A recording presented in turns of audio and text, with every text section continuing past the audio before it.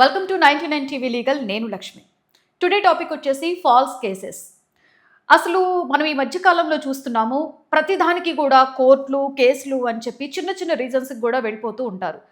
అక్కడ ఏది నిజమైన కేసు, ఏది ఫాల్స్ కేసు, అసలు వీటిని ఎలా ప్రూవ్ చేస్తారు? అండ్ ఈ ఫాల్స్ కేసెస్ పెట్టినప్పుడు వాళ్ళకేమైనా శిక్ష ఉంటుందా?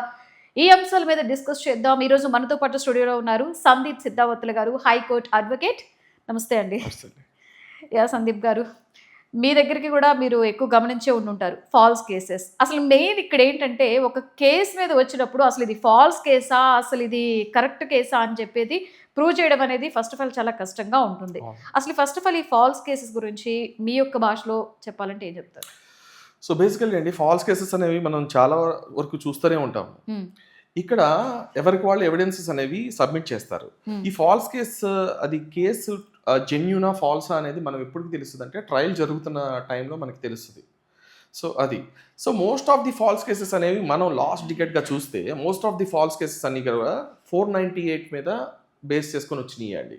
498 in the sense domestic violence, 498 section 498 IPC, which was now section 85-86 BNS. So ఏంటంటే, ఈ ఫాల్స్ కేసెస్ అన్ని కూడా ఇట్లాగా సుప్రీంకోర్టు కూడా ఈ మిస్యూజ్ ఆఫ్ 498ని లీగల్ టెర్రరిజం అని చెప్పి టర్మ్ చేసిందండి. ఎందుకు లీగల్ టెర్రరిజం అంటున్నారంటే, ఇప్పుడు ఈ డొమెస్టిక్ వైలెన్స్ అసలు తీసుకురావడానికి కారణం ఏంటి? We have seen that women has been suppressed. వాళ్ళని బాగా అణిచివేసి, వాళ్ళ మీద ఇన్లాస్ కావచ్చు, హస్బెండ్ కావచ్చు, అనవసరమైన టార్చర్ ఇవన్నీ చేసి వాళ్ళని ఇబ్బంది పెట్టారనే దాంతో ఈ డొమెస్టిక్ వైలెన్స్ అనేది తీసుకొచ్చారు. దాన్ని మిస్యూజ్ చేసుకొని చాలామంది ఇప్పుడు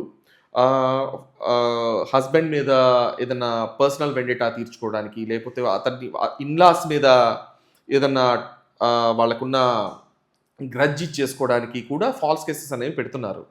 ఈవెన్ మోస్ట్లీ దీనికి నెక్స్ట్ వచ్చేసరికి మనకి SC/ST అట్రాసిటీ కేసెస్ కూడా అట్లానే ఫైల్ అవుతాయి అనమాట.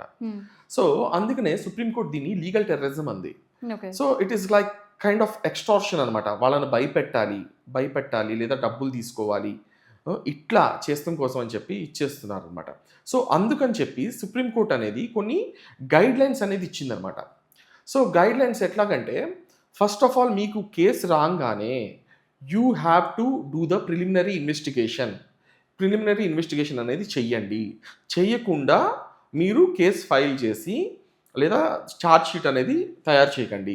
సెకండ్ థింగ్ వచ్చేసరికి ఏంటంటే, వీళ్ళు ఏం చెప్తున్నారు, ఆటోమేటిక్ అరెస్ట్ వద్దు అనగానే, ఇప్పుడు అంతకుముందు ఎట్లా ఉండేదంటే, ఒక 498 కేసు ఫైల్ అయింది అంటే వెంటనే అత్తామామల్ని, భర్తని స్టేషన్కి తీసుకురావాలి, కేసు పెట్టి అతన్ని అరెస్ట్ చేయాలి. They have to look for the bail కోసం వాళ్ళు ఇది అవ్వాలి. సో ఇట్లా ఉండేది. సో ఇప్పుడు సుప్రీంకోర్టు గైడ్ లైన్స్ ప్రకారం ఏంటంటే, అట్లా ఆటోమేటిక్ అరెస్ట్లు చేయొద్దు.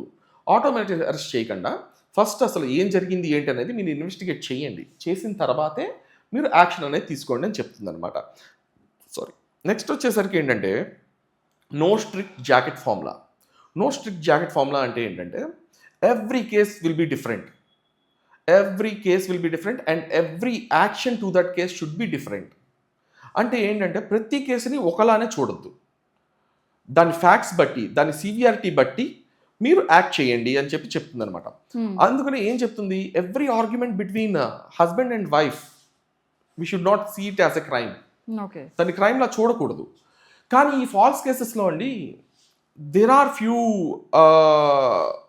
కేసెస్, చాలా పెయిన్ఫుల్ కేసెస్ అనమాట ఇవి. For example, there is a case, Vishnu Tiwari అని చెప్పి ఉత్తరప్రదేశ్ నుంచి ఒక అతను మీద ఒక ఫాల్స్ కేసు అనేది పెట్టారనమాట. It is filed in the year of 2000 ఇయర్లో ఒక ఫాల్స్ రేప్ కేసు అనేది పెట్టారు. పెడితే ఇక్కడ ఏమైంది, ఆ పెట్టిన అమ్మాయి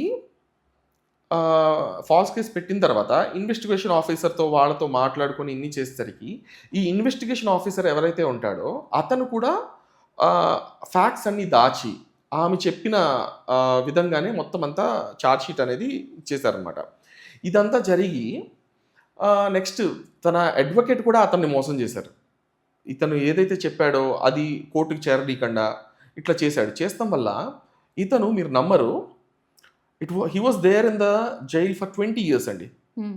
20 years అతను జైల్లోనే ఉన్నాడు. In 2020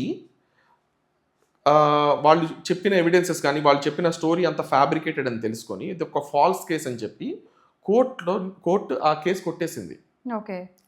but so he was there in the jail as an undertrial ఖైదీ అనమాట ఫర్ 20 years. ఈ 20 years అతను బయటకు వచ్చేసరికి his prime time is gone. వాళ్ళ ఫ్యామిలీ మెంబర్స్ చచ్చిపోయారు. Okay. He doesn't have a family by the time he was released from the jail. తన career పోయింది. ఇదంతా స్మాష్ అనమాట. ఈ ఫాల్స్ కేసెస్ ఒక పెడతాం వల్ల అతను పడిన మెంటల్ ఎగోని ఎవ్వరు కూడా చెప్పుకోలేరు. 20 years అతను చేయని పనికి జైల్లో ఉన్నాడంటే చూడండి అసలు అది.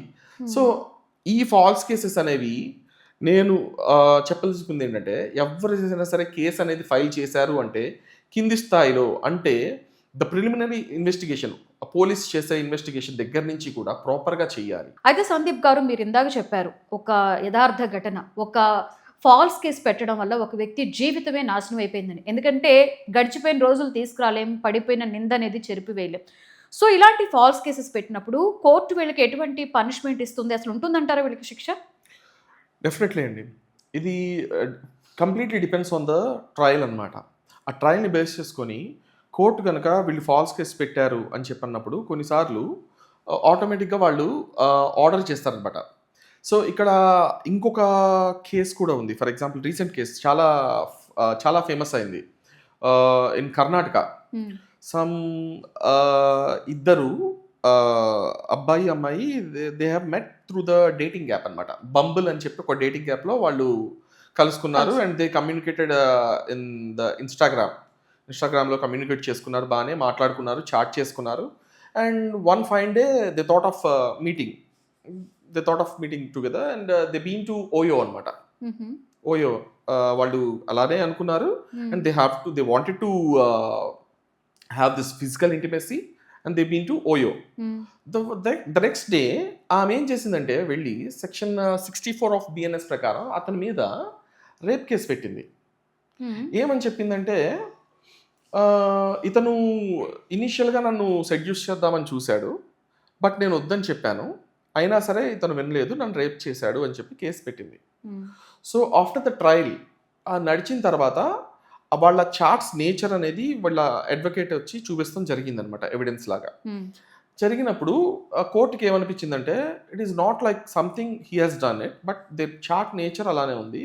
So it is like a consensual, they wanted to have the physical intimacy and they had this.